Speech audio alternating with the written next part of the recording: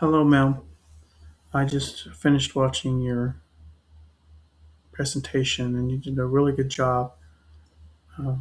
My One of the things that drew my attention to this is I spent a lot of my youth in the black churches in Oklahoma City. My dad was an evangelist and an elder there, and so we spent many Sundays at the church there.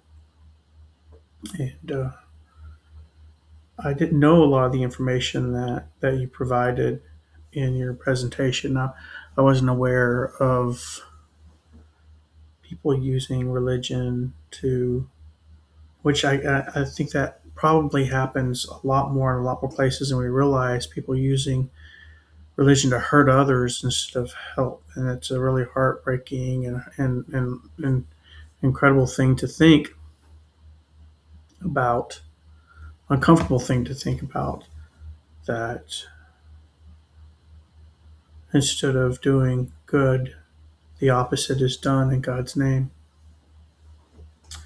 And I'm kind of curious if the people who are doing it, you mentioned that they do it with intending harm. I'm curious if they feel like they are okay or in the right to be doing that. I agree with you 100% about the education of the clergy. And you mentioned the articles, and it seems like you're blessed with your church. Um, Although my church is not a black church, it is something that is needed so much. Is the different pastors in the church to have some kind of training in mental health counseling and couples counseling. We have a substance abuse outreach program, and even though I've tried to have them bring in uh, several of the professionals in the church to help with things like that, they won't do it. You know, they would rather have people called to do it. And while I agree that people should have their callings and follow their callings, I also believe that it is important to get as professional and trained in whatever we're called to do.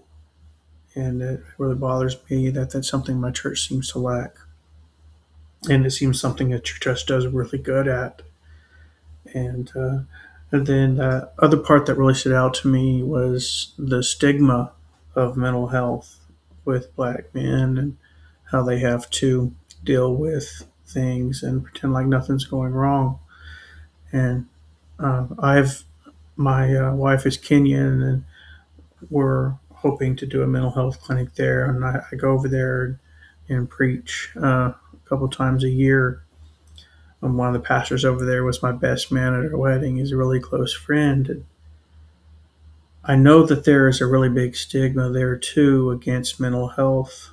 I am in some of the mental health work I've tried to do. I've run into it, and where people have been discouraged from getting help by family members and friends because they're afraid of how it looks, the optics of it, and it's heartbreaking, especially when you see young people committing suicide and things like that, and there's no support for them in their social group for seeking help, and I hadn't considered using not using is the wrong word. I hadn't considered having my pastor friends come alongside me to help break down that barrier. And that's something that, I've always considered in my mind, well, when I go preach over there, or if we're doing any kind of missionary type work, that's separate from the mental health work.